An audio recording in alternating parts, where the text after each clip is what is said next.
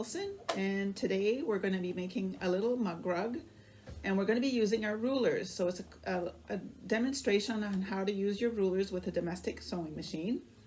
So here's the little mug rug. It's a rectangular for a reason, because it's a little easier to work with, for one, but also this side here is where we're going to be doing our ruler work, and it's so that you can put your cup of coffee or tea, and the other side maybe some crackers or coffee and cake.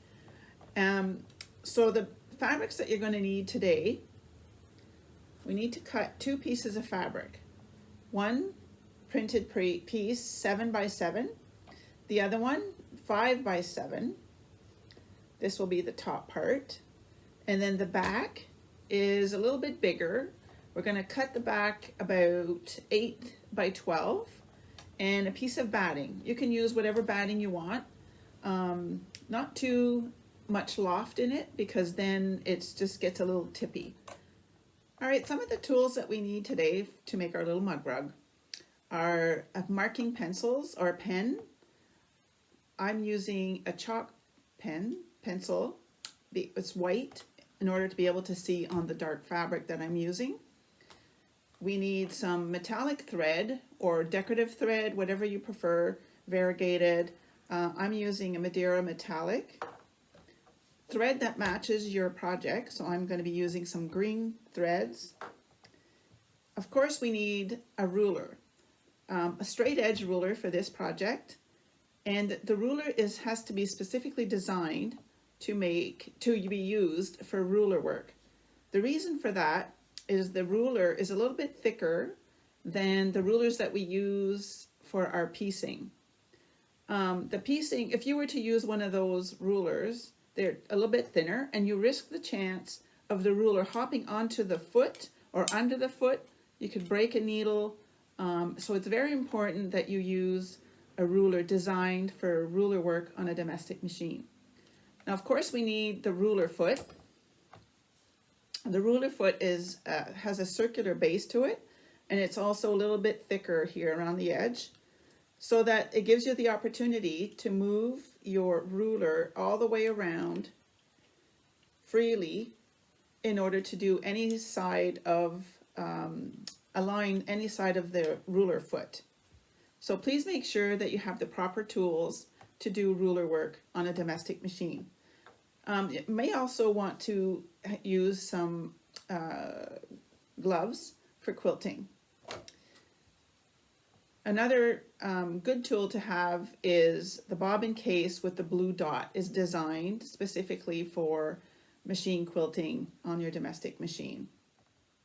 Okay, I've gone ahead and sewed the 2 pieces together on the 7-inch side, just a 1/4 inch seam, and I pressed it. I'm going to lay that on top of the batting. We're going to be doing this mug rug like an envelope style, so we don't need the backing at this point. We're going to be quilting with just the top and the batting, and once this is done, we're going to trim it down and then put the backing on top, and then we're going to sew all the way around and turn it inside out, just to give you an idea ahead of time how this is done.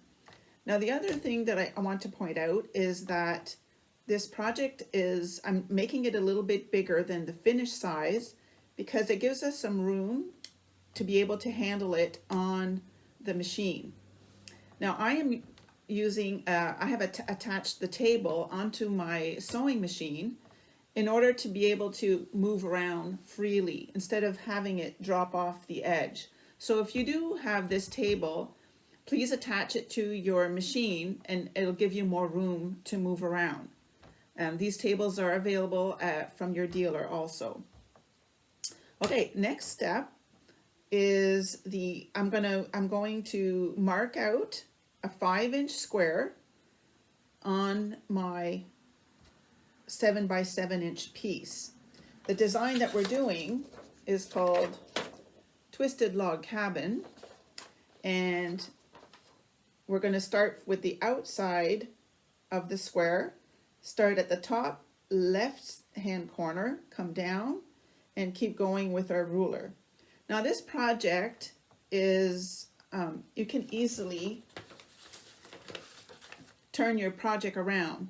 But the idea of this class is so that you can learn how to use your ruler with the ruler foot without turning your project. I know this is a little bit small and you could do that, and go ahead if you really wanted to, but it's a good way to practice this this technique using a ruler with your ruler foot. So the idea is to not turn your fabric, but to turn the ruler, go from top to bottom, bottom to top, side to side, without moving the fabric around in circles. Okay, so I'm gonna put my gloves on. These are my quilting gloves, and we're ready to start with our machine quilting. Move this over. So the first thing we want to do is we're going to sew all around the corner, all around the design, that 5-inch square that we drew. So I'm going to get ready.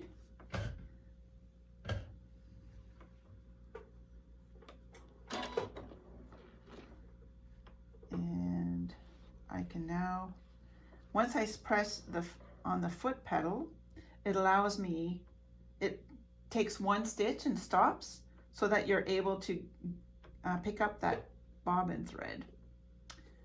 My bobbin thread is green here. I've got my ruler on the right hand side of my foot.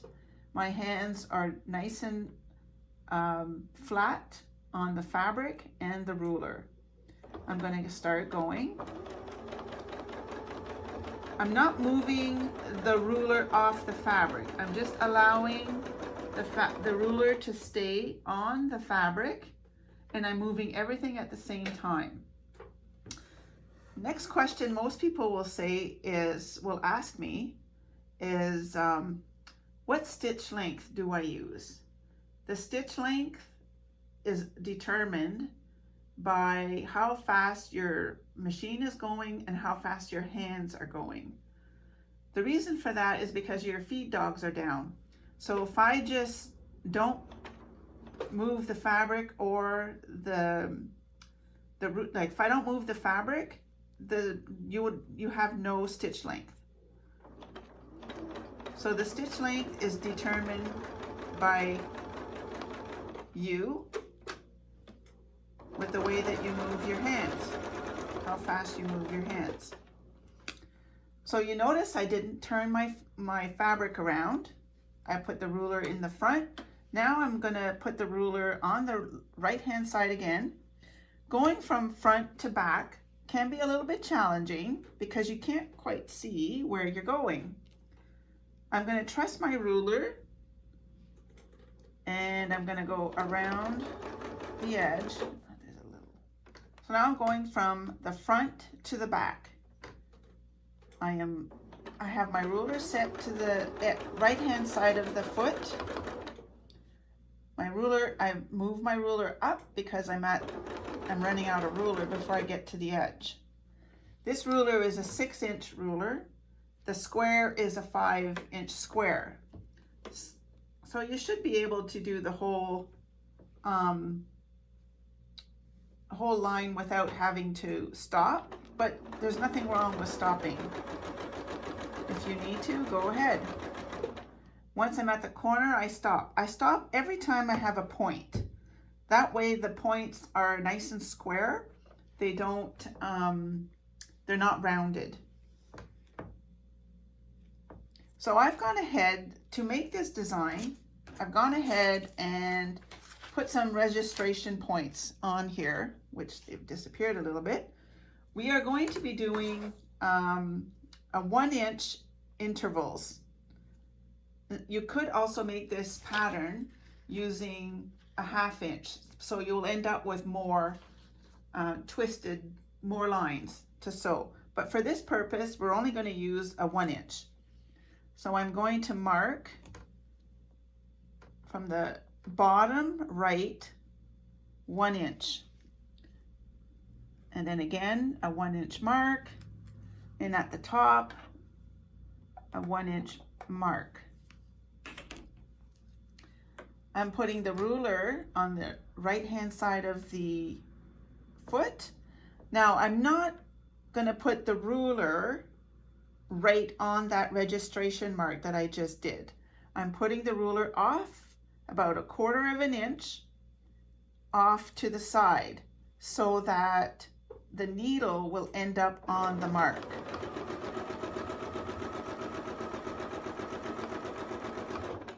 And I'm stopping once I reach it.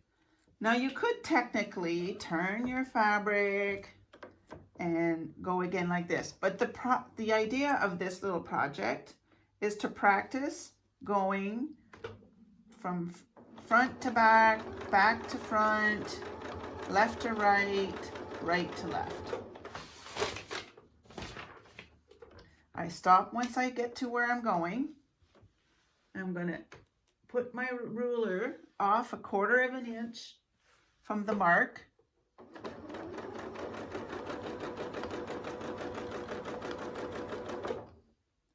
And I'm stopping once I meet my registration mark. Okay, so now I'm going to mark 1 inch again from the line that I had just done, the 1 inch from the edge, 1 inch from the edge, and we're going to start again.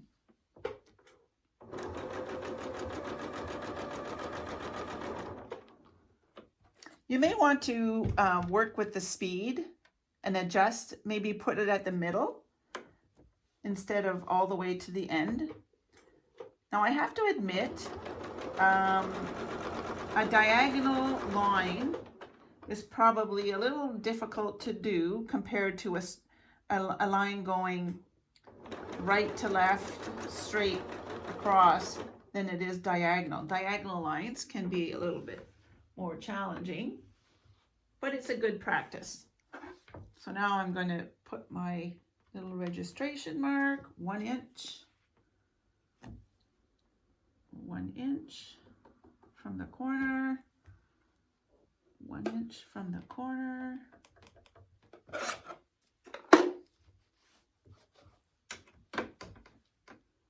and go to the back. I love this thread. It's a metallic thread. Beautiful. It works really well. It's nice and shiny. And again, go to the next registration point. And I need another one here. And one back here.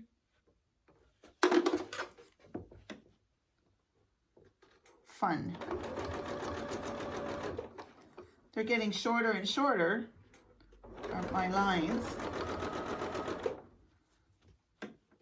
But you'll notice I'm trying to keep my project straight. This is great, great practice.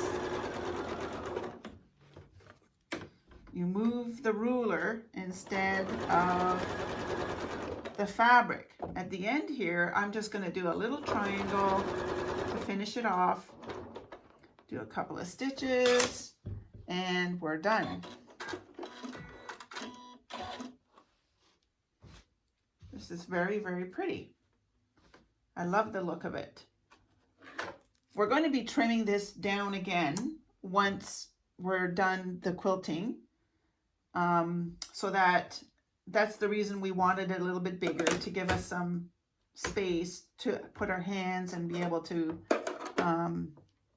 work with our project. So now I want a little bit of quilting on the smaller side. So I'm going to do a couple of snowflakes. So the snowflakes, again, it's just the same idea, going top to bottom, bottom to top, and then right to left. So I'm going to start here, going up, back to the center, move my ruler to the front, do a cross. So I've done my cross. I'm always coming back to the middle.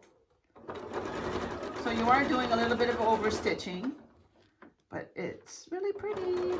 So this is another way, another technique that you can use if you just want to quilt, say you had a larger quilt, you can do these little stars all over the quilt or even at every intersection of a block. That can be done too. So I'm just going to cut my thread. I'm going to do one more over here. I'm going to do another little snowflake here. Move my threads.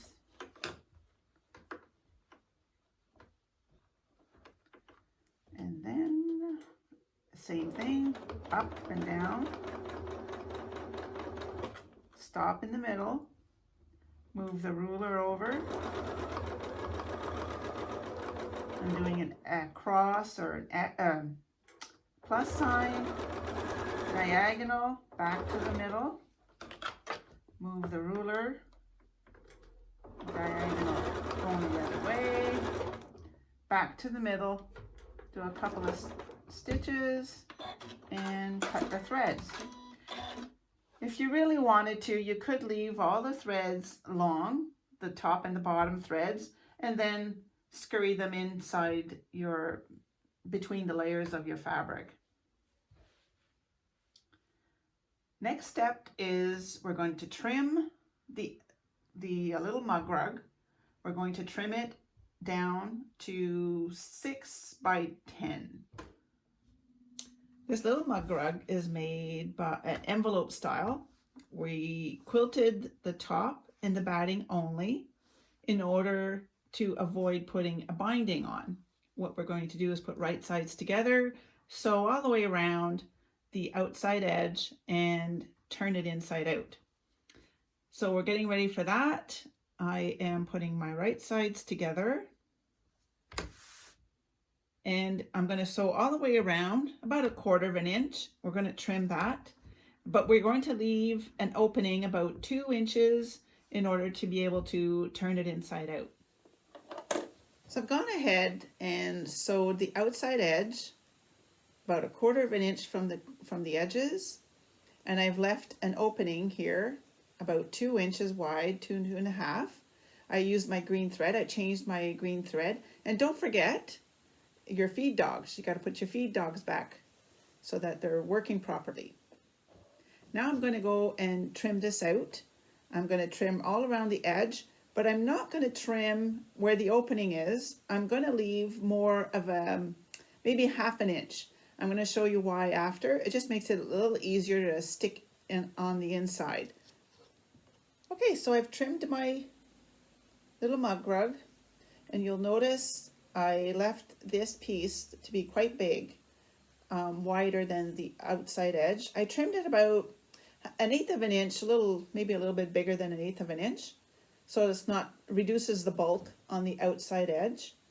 And we're going to turn this in. Oh, and I also trimmed the corners off a little bit so that they get, when I turn them inside out, there'll be a little bit more of crisper corner.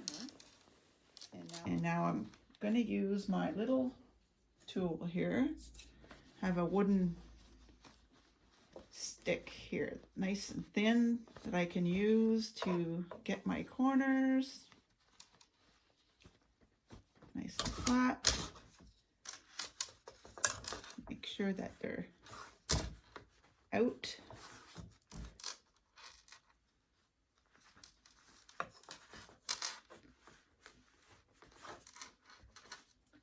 Okay, now by having this piece a little bit bigger than 1/8 inch, it's definitely easier to fold over to the inside of our mug rug, of the envelope. And now we're ready to, we are going to, oh, there's a little corner over here.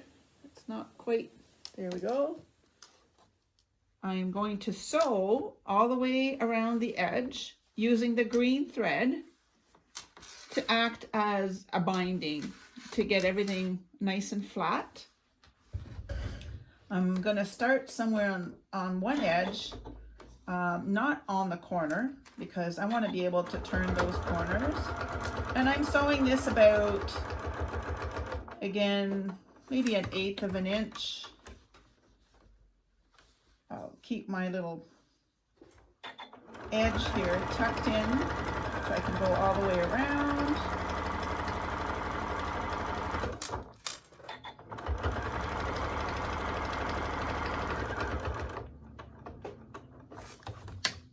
And I'm in a regular straight stitch sewing at this point. I've changed my foot. I've taken the ruler foot off, obviously, because I'm going around turning my fabric instead of using a ruler a while ago that we went straight across from one side to the other without turning our fabric. So I'm almost to the last corner. Turn, and I'm going to do a little back stitch here just to secure it a little bit. Cut my threads. So this prevents a bulky binding on your project. I'm not quite done yet. It could be, but I've added some decorative stitches to mine. Over here, from the seam line here, I added a decorative stitch that will go on both sides of the seam line. And I also added one more snowflake on the side here to attach everything together so it's nice and snug. All right, now I want to get my machine ready to do some decorative stitches. I've changed my needle plate to the wide hole for the needle to be able to accommodate some zigzag stitch or decorative stitches. I'm going to choose this icon, and you'll notice again that we have 2 pages to choose from. I want to use decorative stitches, D, and I'm going to try number 7 because it looks like little snowflakes on each side of my seam line. You will notice that it asking me to change my foot to an F foot, which I'm going to do. Okay, so we're just about done. We only have our decorative stitches that we need to do on our little mug rug, and we are going to place that decorative stitches right on the seam. So I've changed my foot. I now have my F foot. I have also changed my thread back to the metallic thread that I had. I'm getting ready to do my decorative stitches. Now the important thing about when you're doing decorative stitches is let the machine do the work. Don't pull or push the fabric. Let it move the fabric back and forth on its own. All we are doing is guiding it. We're just going to guide the fabric to make sure that we're straight and letting the machine do the work that it needs to do to get the stitches. Because sometimes it pulls the fabric back and forth. If you play with the fabric too much, you're distorting your design. I'm getting close to the end here. One more snowflake. I'm going to slow down so I can see when it's done. And that's it. I'm going to cut my threads. I now have a beautiful little mug rug, and I've used my ruler foot and a ruler, straight edge ruler. And I think I'm going to go make a cup of tea, cup of coffee, and have some cookies. Thank you.